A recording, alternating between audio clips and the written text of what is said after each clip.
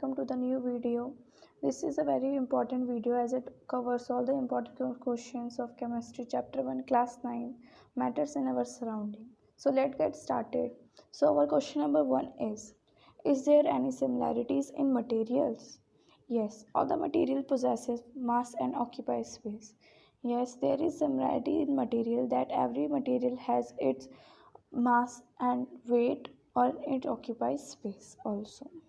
So moving to our next question, which is when 50 gram of sugar is dissolved in 100 ml of water, there is no increase in volume.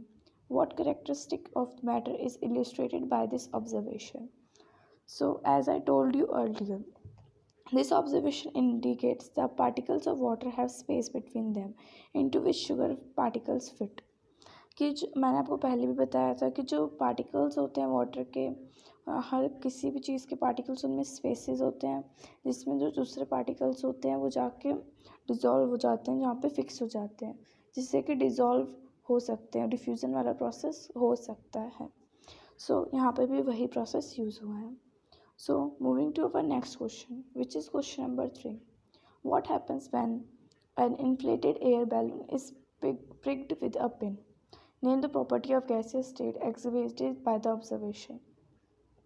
कि जब हम एक फूले हुए balloon को हम एक pin से फोड़ देंगे तो उसमें क्या होगा तो जो बैलून होगा वो ब्रस्ट हो जाएगा और उसमें डिफ्यूजन जो होगा वो take place moving to our question number 4 name the process which occurs when a drop of Dettol is added to water.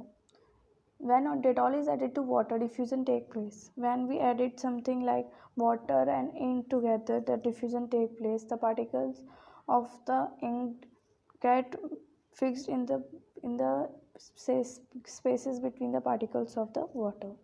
So moving to our question number 5. To which physical state of matter do the following statements apply? Incompressible, not fixed shape, or compressible, not definite volume.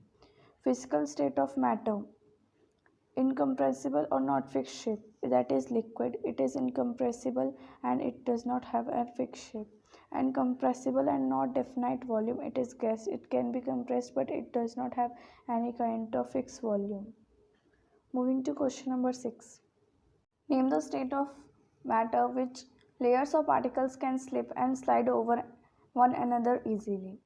That is liquid state. And particles just move around randomly because of very weak force of attraction. That is gaseous state. Now moving to next question. Question number 7. Define density and give its SI unit. Density of substance is defined as the mass per unit volume and its SI unit is kgm3. Question number 8. In which of the following the particles have highest forces of attraction? Water, NaCl, solid, ice or wax? Answer is solid. Has particles with the highest force of attraction. And here NaCl means salt. So begin with question 9. Why do the gases exert more pressure on the walls of the container than the solids? In gases, the particles move randomly at high speed and they collide with each other and with the walls of the container. जब gases में जो particles होते हैं वो randomly high speed से move करते हैं तो वो एक दूसरे से collide कर जाते हैं और जो उनकी walls होती हैं container से उससे टकरा जाते हैं.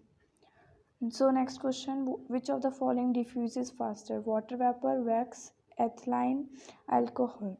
So water vapor, as we know, it is a gaseous form and it will diffuse faster.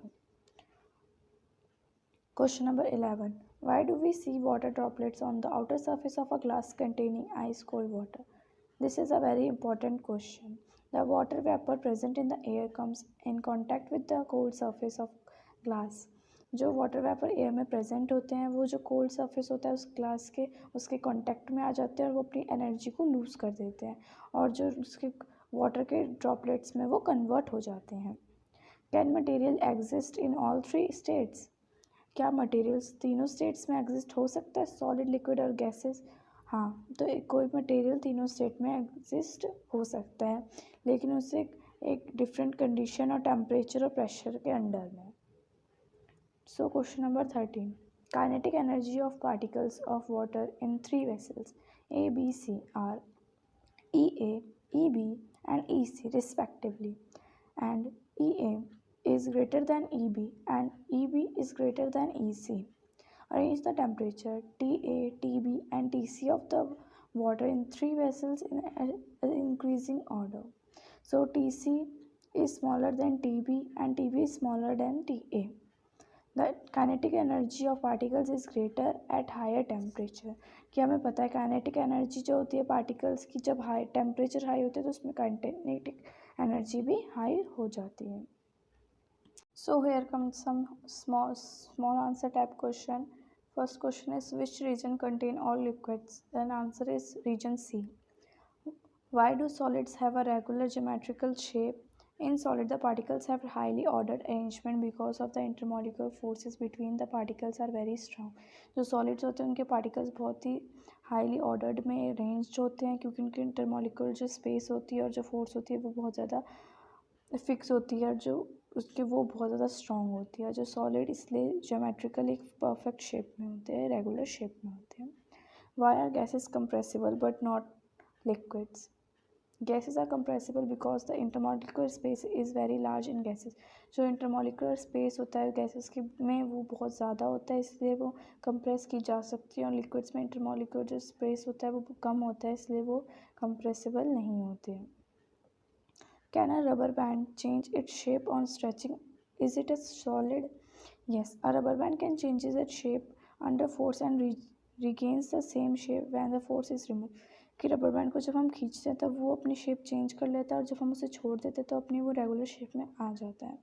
तो it breaks and apply excessive force. और अगर हम उसमें ज़्यादा एक्सेसिव फोर्स लगाएंगे तो वो टूट भी सकता है. Yes, it is a solid और वो एक सॉलिड है. Why steam at 100 degrees Celsius is better for heating purpose than water at 100 degrees Celsius? Steam at 100 degrees Celsius is better for heating purpose. कि steam 100 डिग्री सेल्सियस पे जो better होती है heating purpose के लिए जो water होता है 100 डिग्री सेल्सियस में बिकॉज क्योंकि एनर्जी जो 1 kg होती है स्टीम की 100 डिग्री सेल्सियस में is 22.6 into 105 joule which is more than 1 kg of water at the same temperature. जो एनर्जी होती है वो स्टीम की ज़्यादा होती है इसलिए वो बेटर है. Now question number 6. Give 2 ways in which melting points and boiling points can be useful. To check whether the substance is pure or not, to identify the characteristics of substance. ये देखने के लिए कि substance pure है कि नहीं या फिर ये identify करने के लिए कि वो substance के characteristics हैं और क्या है उस substance के वो सब. Question number 9. What do you understand by the term latent heat of fusion? How much is the latent heat of fusion of ice? The amount of heat that is required to change 1 kg of solid into liquid at atmospheric pressure without any change in temperature and its melting point is known as latent heat of fusion. जब हम 1 kg solid को liquid में change करते हैं atmospheric pressure के under तो जो change होता है टेम्परेचर में जो उसे हम मेल्टिंग पॉइंट कहते हैं और वही उस प्रोसेस को हम latent heat of fusion कहते हैं. Latent heat of fusion of ice is in SI unit is 3.35 into 105 joule kg. Moving to question number 10. Which gas is called dry ice? Why? Solid carbon dioxide is known as dry ice. This is because it directly gets converted into gaseous state without passing through liquid state on decreasing the pressure at to 1 atmosphere. कि जो solid carbon dioxide होती है उसे हम dry ice इसलिए कहते हैं क्योंकि वो डायरेक्टली कन्वर्ट हो जाती है गैसियस स्टेट में without passing through liquid state. वो लिक्विड स्टेट में जाए बिना जब हम उसके प्रेशर को डिक्रीज कर देते हैं एटमॉस्फेयर में. Next question is why do wet clothes dry quickly in the sun that in the shade? Because the high temperature in the sunny area is higher than the shade. जो temperature होता है सन वाले area में ज़्यादा होता है जहाँ पे शेड होती है उससे. तो इवेपोरेशन जहाँ पे टेम्परेचर ज़्यादा होता है वहाँ पे ज़्यादा होती है इसलिए क्लोथ्स जल्दी से ड्राई हो जाते हैं. Why do trees acquire more leaves during summer? During summer the temperature is generally even high. In order to keep cool a tree must transpire. जब गर्मियाँ होती है तो टेम्परेचर बहुत ज़्यादा हो जाता है गर्म हो जाता है तो ट्री को अपने आप को कूल रखने के लिए जो उसको ट्रांसपायर करना होता है, जो ट्रांसपिरेशन एक फेनोमिना होता है जिसमें इवेपोरेशन होता है वाटर वेपर्स का लीव से, जिससे कि वो प्लांट कूल रहता है। जितनी ज़्यादा लीव्स होंगी उतने ज़्यादा ट्रांसपिरेशन होगा और प्लांट उतना ही ज़्यादा कूल रह पाएगा समर सीज़न में। इसलिए प्लांट्स जो ट्रीज़ होते हैं वो मोर लीव्स को एक्वायर करते हैं summer season. Number 16, why do we feel comfortable under a fan when we are perspiring? The sweat is readily evaporated and from the body by the air from the fan. जो sweat होता है वो जल्दी से evaporate हो जाता है हमारी बॉडी से, जो फ़ैन होती है उसकी एयर की वजह से। एज अ रिज़ल्ट, इसके रिज़ल्ट में जो हम ना कंफर्टेबल फील करते हैं फ़ैन के नीचे, क्योंकि हमें गर्मी नहीं लग रही होती और हमारा जो स्वेट होता है वो सारा फ़ैन की जो कूल एयर होती है उससे जब हमारी स्वेट पास होता है तो हमें ठंडा ठंडा फील होता है। Why do people sprinkle water on the roof after a hot sunny day?